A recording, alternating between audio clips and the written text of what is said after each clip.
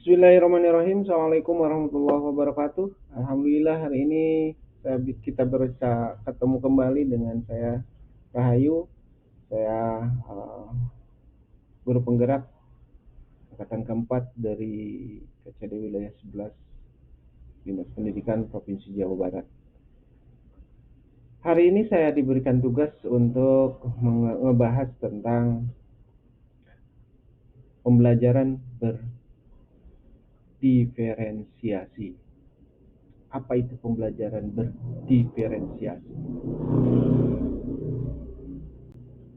Pembelajaran berdiferensiasi adalah serangkaian keputusan masuk akal yang dibuat oleh guru yang tentunya harus berorientasi kepada kebutuhan muridnya. Ini disampaikan oleh Tom Linson tahun 2001.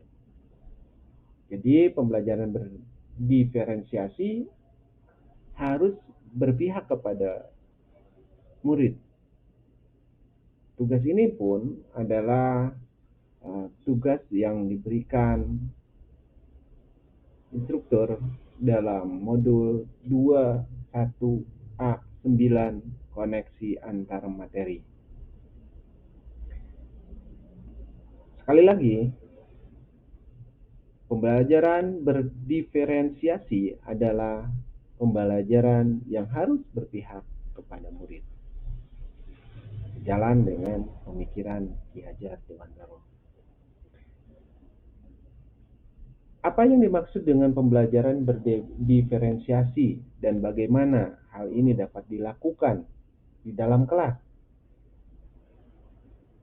Melakukan pembelajaran berdiferensiasi tentunya memerlukan skill oleh gurunya. Kenapa ini diperlukan?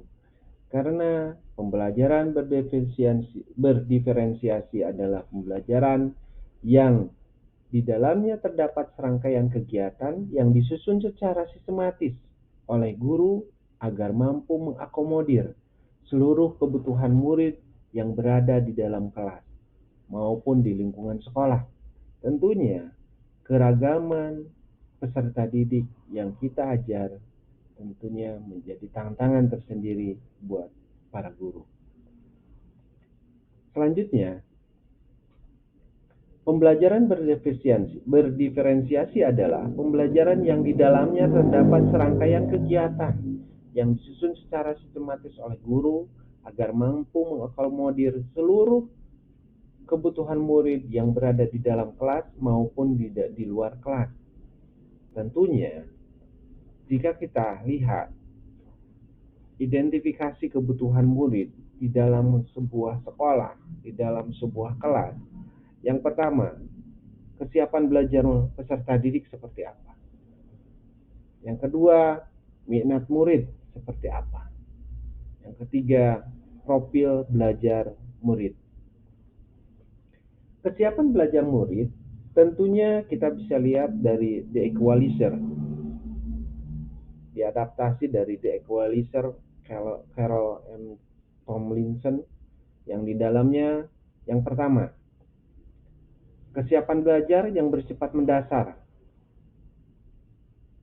Dalam hal ini bersifat transformatif, konkret, sisi lainnya adalah abstrak, sederhana, sementara sisi lainnya ada kompleks, terstruktur, sisi lainnya adalah terbuka. Yang selanjutnya adalah tergantung kepada orang lain atau dia memiliki kemandirian. Selanjutnya, kesiapan belajar murid adalah lambat. Sisi lainnya tentunya cepat. Dari keseluruhan yang disampaikan tadi, kesiapan murid di dalam belajar terdiri dari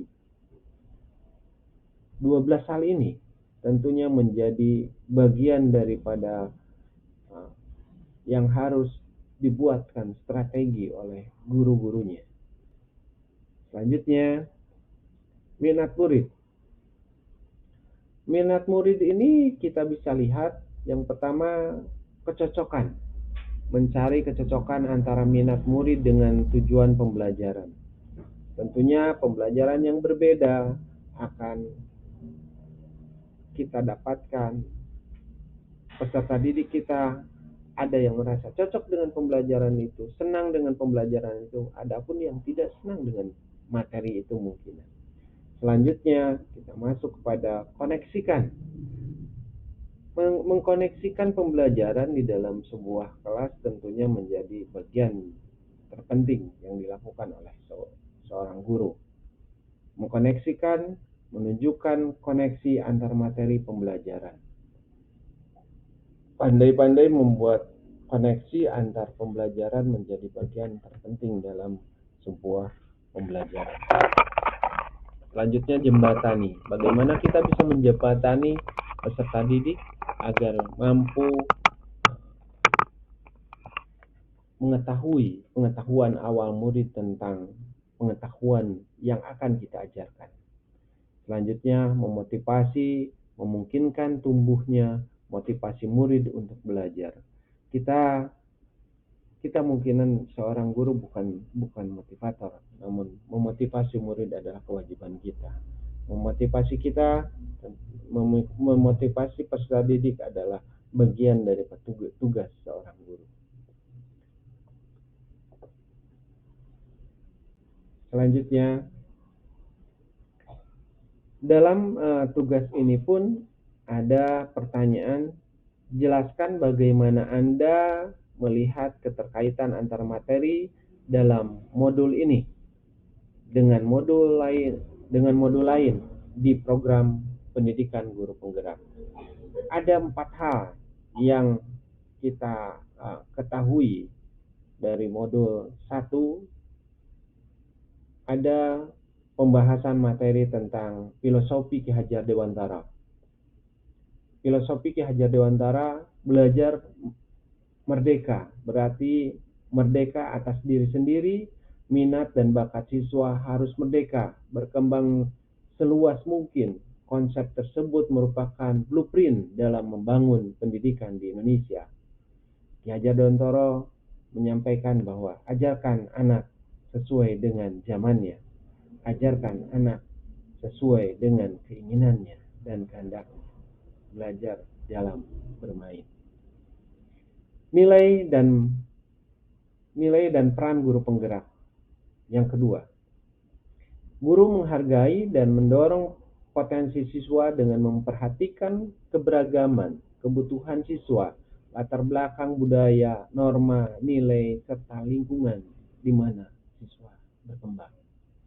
Ini adalah kemungkinan bagian daripada nilai dan peran guru penggerak, di mana guru harus bisa mampu menghargai dan mendorong potensi yang dimiliki oleh peserta didik dengan memperhatikan keberagamannya.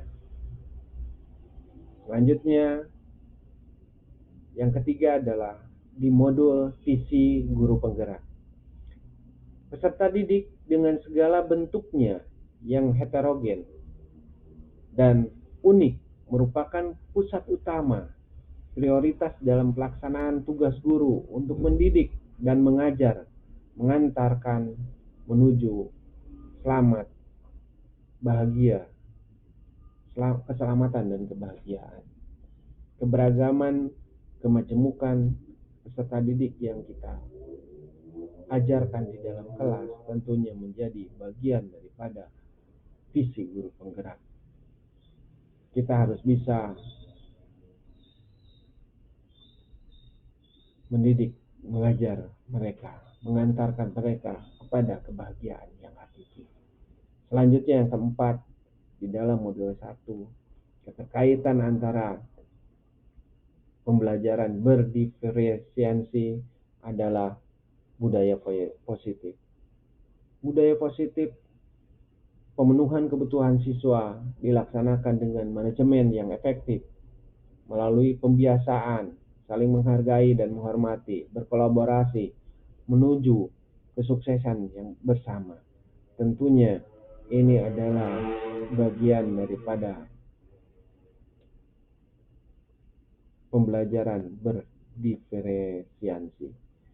Mungkin hanya itu saja yang perlu saya sampaikan. Terima kasih atas perhatiannya. Semoga apa yang kita emban sebagai guru penggerak pendidikan, guru bergerak Indonesia Maju. Terima kasih. Saya Rahayu. Assalamualaikum warahmatullahi wabarakatuh.